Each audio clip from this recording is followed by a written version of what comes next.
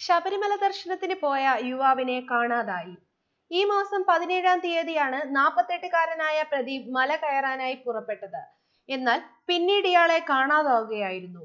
11 ദിവസം കഴിഞ്ഞിട്ടും ഇയാൾ എവിടെയാണെന്നോ എങ്ങോട്ട് പോയെന്നോ ഉള്ള വിവരം പോലീസിന് ലഭിച്ചിട്ടില്ല. അദ്ദേഹത്തിന്റെ തിരോധാനത്തിൽ ദുരൂഹത ഏറുകയാണ്. എല്ലാ വർഷവും സുഹൃത്തിനൊപ്പം മല കയറാൻ എത്തുന്ന പ്രദീപ് ഇത്തവണ ഒറ്റയ്ക്കാണ് എത്തിയത്. കൂടാതെ പ്രദീപിന് സാമ്പത്തിക ഇടപാടുകൾ ഉള്ളതിനാൽ ആ നിലയ്ക്കും പോലീസ് അന്വേഷണം നടത്തുന്നുണ്ട്. ശബരിമല ദർശനത്തിന് പോയ ചേർത്തല അരൂക്കുറ്റി സ്വദേശി പ്രദീപിനെയാണ് ഇതുവരെ കണ്ടെത്താനാകാത്തത്.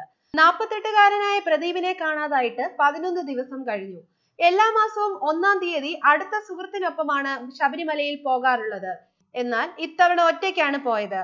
ഓൺലൈനായി ടിക്കറ്റ് ബുക്ക് ചെയ്താണ് കഴിഞ്ഞ 17-ന് പുറപ്പെട്ടത്. പ്രദീപിന്റെ കാർ നിലയ്ക്കലിലെ പാർക്കിംഗ് ഏരിയയിൽ കണ്ടെത്തി.